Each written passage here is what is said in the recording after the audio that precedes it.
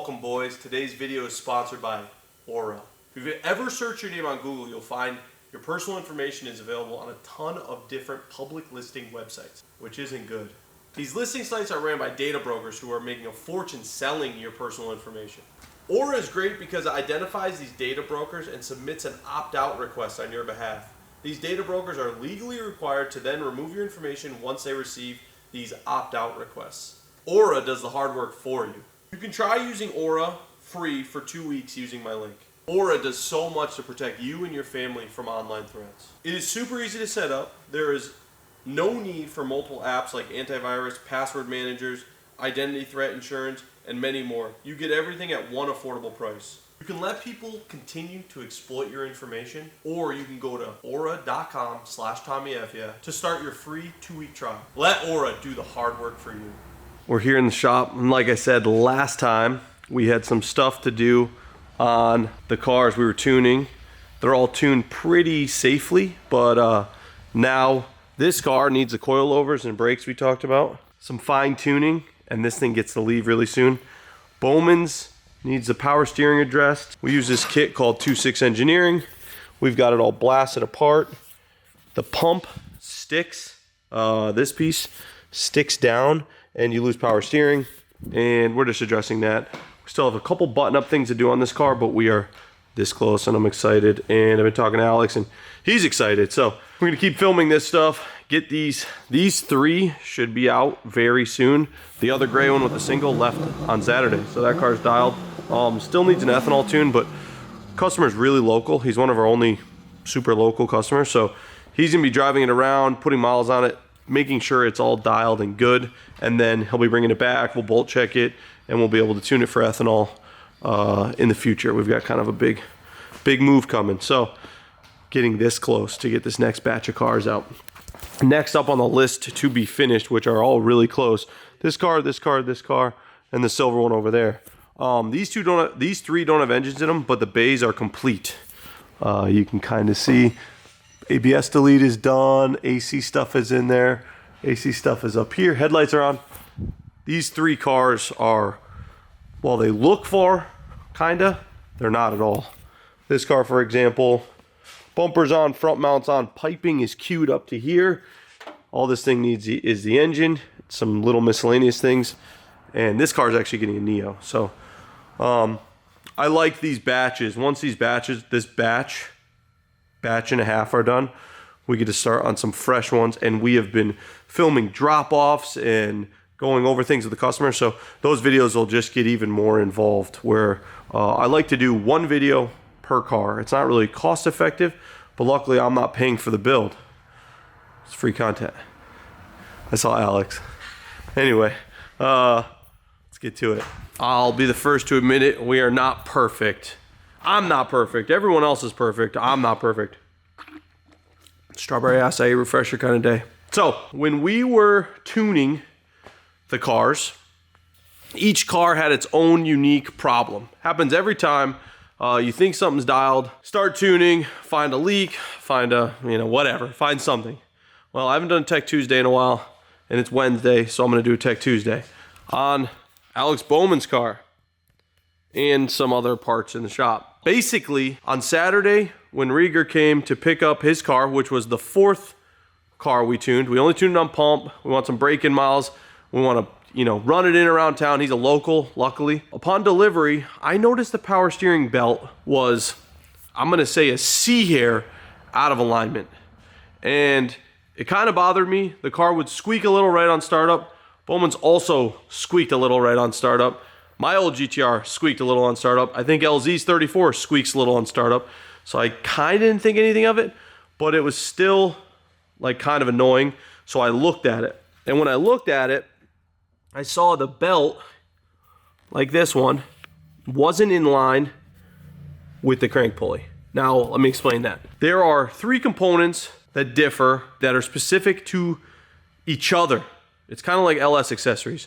All 3 components need to match. So the pump, the bracket for the pump that bolts it to the block, and the crank pulley. Those are the 3 items that I believe need to match. Someone can correct me if I'm wrong, But that's what I'm almost certain of. Looking at Rieger's, I noticed it was an 1/8 inch, let's say, out of alignment. And after he left, it kind of started plaguing me for all of Sunday. Sunday night, couldn't sleep thinking about it. We came in on Monday, we didn't touch any car, and we were cleaning the shop. As you know, Josh is no longer with us. Rudnick announced that to the world for us, so we didn't have to, but here it is coming from me. Josh moved back out west. He wants to work on the old stuff. So I started digging into Bowman's car. I had Alex start digging into Bowman's car for another issue. That issue is the power steering pump, which we've had a handful of do this, stopped working. So everything flows, everything's fine, but you just have no power steering. It's very strange, doesn't make noise. We discovered the plunger was stuck. We discovered how to fix it the correct way on Tuesday, yesterday. And while going over this, he obviously had to bolt a pulley on. So here's a R32 GTR pump and pulley. Here's all our pulleys. So this was on Bowman's car, which this is absolutely incorrect. I don't know what this is to. It's the same size. It's the same number of ribs, but the biggest thing is the offset. You'll notice this is like concave, and then you'll notice this one isn't in the same location. This is almost like offset 0 to this back lip, and this one is probably pretty centered, I would say, with the center of the pulley. So we looked at this one, and this has a deep ridge, and this face. This one doesn't. This one did. This one, that does not. You can see the difference between these two. This is a angled lip and then a drop. This is a straight lip and then an angled drop. So this one's not correct, and it all changes the offset. We found the correct pulley, which are these deep ones. It's hard to see because these are black, but take my word for it. This is a deeper one. And I started looking at the bracket. This is long. Sorry, this is long, but I'll show you. So these are the 4 brackets. It's kind of crazy. We have RB25, just 25. It's Neo and 25 is here. The big difference is you can see there's no webbing. There's this extra M6x1 bolt, and this is a wide mouth. Okay, so that's a Neo. Then you have this one, which is 3334, has the same wide mouth as the Neo, but has some webbing here, which changes the offset, and has a slotted bolt hole. This is a solid, this is slotted. Then you move over to here, and you have a 32 GTR bracket. Slotted bolt hole, different webbing. So the webbing between these two, you can see the difference. This one is 2 fingers, this one's 3. So it's the length, it's the offset. And then we got this one, which is an RB20. No slot, no M6 bolt hole, narrower width, a little bit of webbing. Well, this is what was on Bowman's car and Rieger's car. RB20 bracket, to the naked eye, looks very similar to a 32. It's got the narrow gap, it's got a little less webbing, kind of like the 3334, but it doesn't have the slotted hole. So you'll notice the rear-wheel drive versions, this one don't have a slotted hole, and the all-wheel drive versions, this one and this one, do. It's not the all-wheel drive that changes it. It is the amount of turbos that the engine comes with. Single turbo cars don't have the slot. The reason, the front turbo blocks this. So if you crack that, you can take these 2 bolts out and slide it out.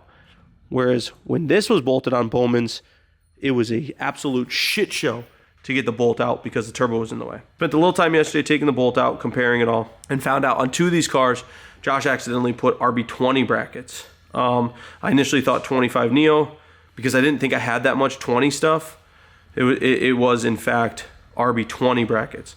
So I called up Rieger. He's coming down today. We're going to swap his bracket. His car's running beautifully. We'll get his impressions when he gets here. But this is just a lesson. We're learning every day.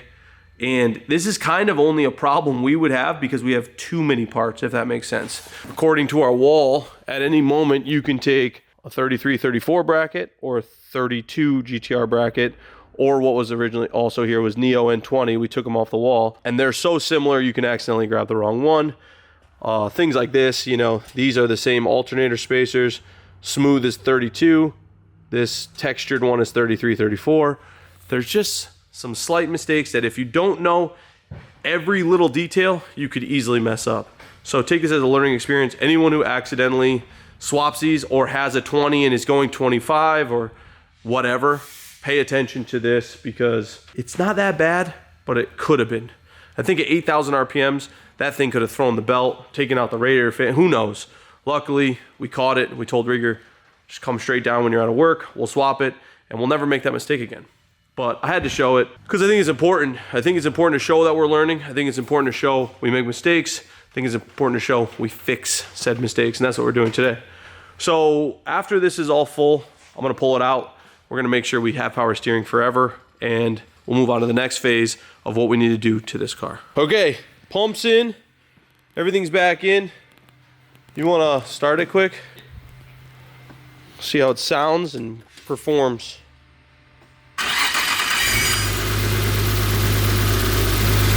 All right. None. Better, but... Hold on.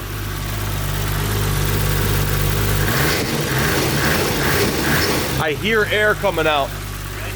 Did it get easier when I revved it? Yeah. It's back now? Yep. Yeah, I just had to break it free. Feels good now? Go all the way to lock and hold it. All right, go the other way. And you got full power steering. Perfect. All right, you can kill it. So I'd call that a success. I heard when I revved it, it go like, you probably picked it up in the camera because they pick up crazy noises. It just had to like start the, you know, the suction because we drained the pump, we drained the reservoir. You put the reservoir in, it probably filled, but it wouldn't go into the pump until that rev. So we're good, I hope. I'll drive it around outside, we'll let it idle, we'll do our thing and make sure we don't lose it today. But I think we finally solved power steering issues that have plagued us since the beginning. And I'll be honest with you, there's not one car that we haven't had to revisit the power steering on since we started building these using this kit. And I like the kit and I want to use the kit. And I talked to the maker of the kit and he's given me tons of pointers. He doesn't have these issues, so it's something we were doing. And when I say we, I'm not trying to talk shit, but it was just Josh was in charge of the pumps. So at some point, it just needed a fresh set of eyes. A lot of things usually do. Need just a fresh set of eyes that you can go in there and be like, what is going on? Oh, this is, I'll do this a little differently. And so moving forward, live and learn. If somebody's caught on something, pass to the next guy, let him try without any influence. And then if the problem gets solved, we can emulate the way he does it. But I think we're in a good place with this car. A couple little button up things and she's gonna be ready to go back down to warmer weather. Up next is this. Will you move this? This car, 2.8, I'll go over this. 2.8 with a Head Games built head with like 2J stuff. I don't even know what was used. I don't want to sound stupid and act like I know. Do you know what it is? It's like something shimless buckets. I'm pretty sure that's all it is. Yeah, they use them. 2.8 shimless buckets, -7 turbos, HES front mount. Like I said, this isn't normally what we do, but it's kind of good to try new things, I guess. I don't really agree with that statement, but I'll just say it like I do. Anyway, we're gonna run this. This has to idle, get its oil changed, and then start the process of breaking it in and getting it ready to be fully tuned. So that's what we're gonna do right now. Let's hope it starts. Hope everything goes smoothly. Where'd you go? Oh, ready? All right, let's see how this goes.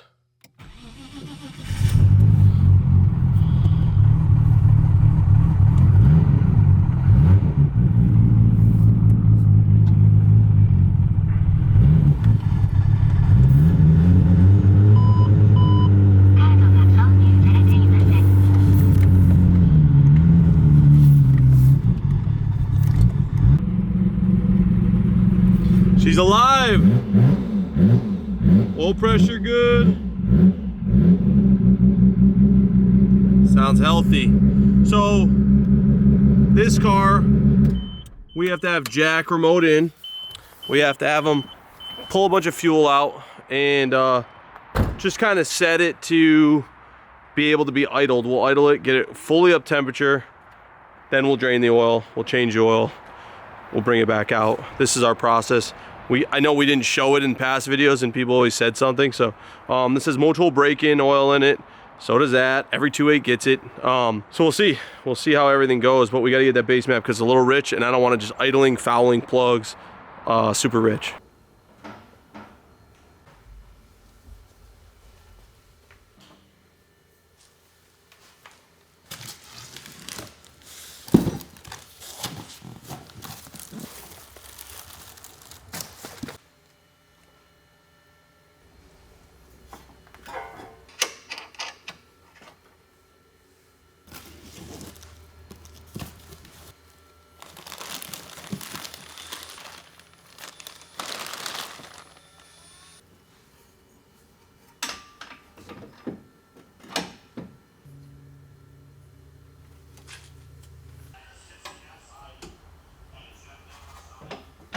All right, back at it. We added the, this is the craziest thing. I know you guys just watched it. We did something I never thought I'd do. We removed a set of Ohlins to put on a set of HKS coilovers, which isn't really a normal move, but they're in. You just watch that go down. The Ohlins Japan versus Ohlins the rest of the world are totally different. I believe these roll in Japan. They are so stiff. The car bounces on little bumps. It's miserable. They're probably great on the track. The customer did not like them in the car. He thought removing the cage, getting rid of the wide tires and wheels would help, and it didn't. So we put on a set of HKS coilovers. Now we're waiting for the rotors and pads to show up. As soon as they do, we'll be putting those on. But this is an interesting one. We get to remove the color match lip. This is by no influence of mine. The customer on his very own didn't like the color match lip. I agree with not liking the color match lip. Some people do like it, but we have the new lip here.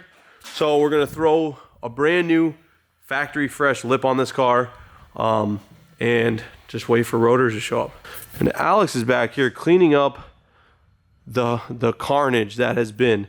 So this is kind of like, I set these shelves up to be used as workbenches. They've kind of just turned into a dumping ground. You know, those are all factory ECUs we've taken out. Here's factory MAFs.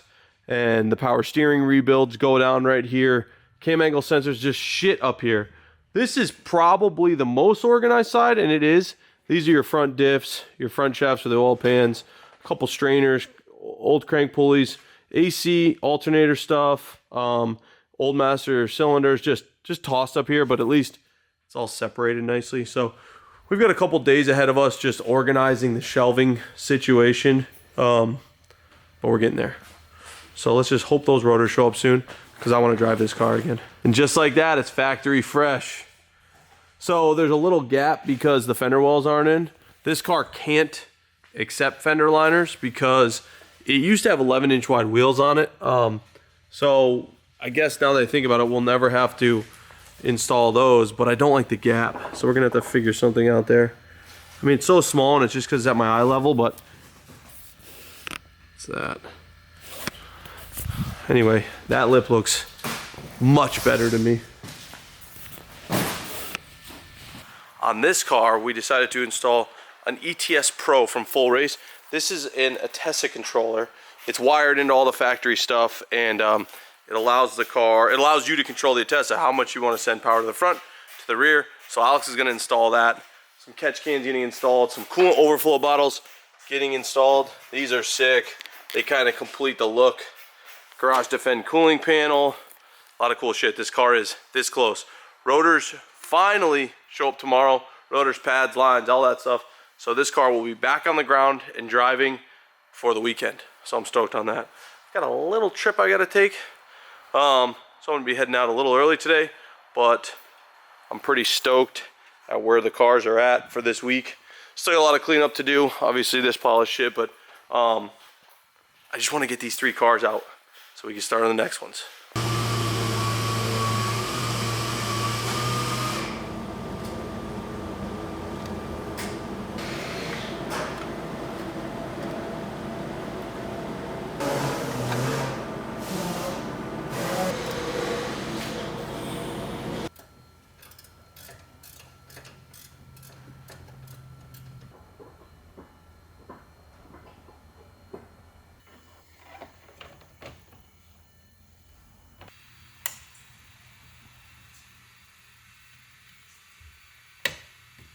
All right, and now we'll talk about the importance of a bolt check.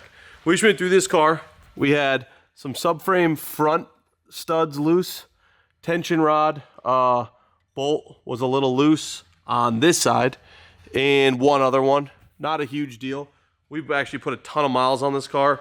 So we tuned on pump, tuned on ethanol, and I just kind of like driving it in rear wheel drive. The thing shreds. So I just want to show it now because I want to continue doing the one video build series with every car that comes through here. And I've noticed if I don't show it, you guys think we don't do it. So I just need to make sure you guys know we do it. We're very vigilant when it comes to bolt checks. And just sometimes we don't get enough time with the car. So if the car has to leave unexpectedly or prematurely, we always tell the customer, no more than 2 hours, get it up, check every bolt in the front end. The reason we do that, we take out every single bolt from here until here. And I mean every single bolt. One day when I'm bored, I'll count them all.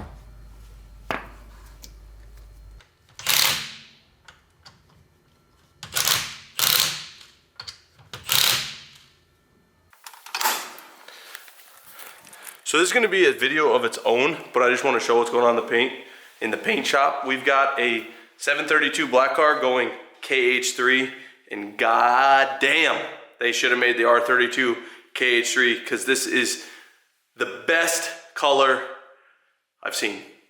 Check this thing out. Everything else has been painted, it's out. It's been curing for 2 weeks probably. This just got painted. We're gonna leave it in the booth for 2 weeks, not even touch it. Then we'll start installing stuff. The car will get buffed and all that, but I just had to show how good 32s look in KH3.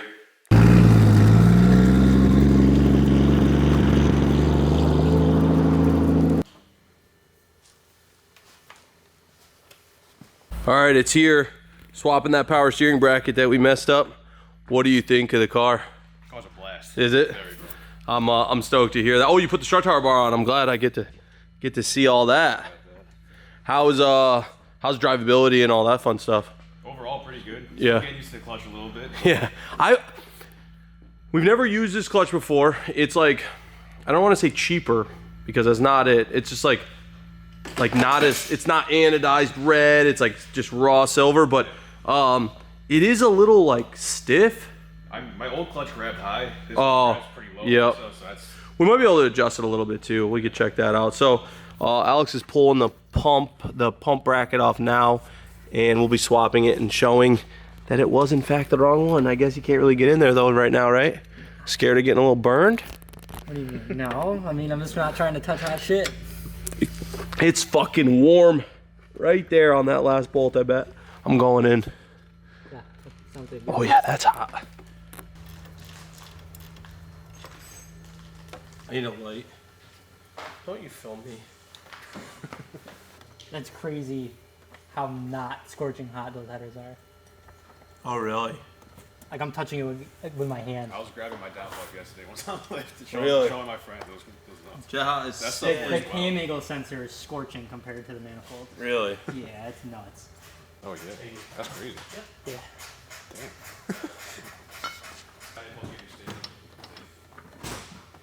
Just like that, discovered the problem.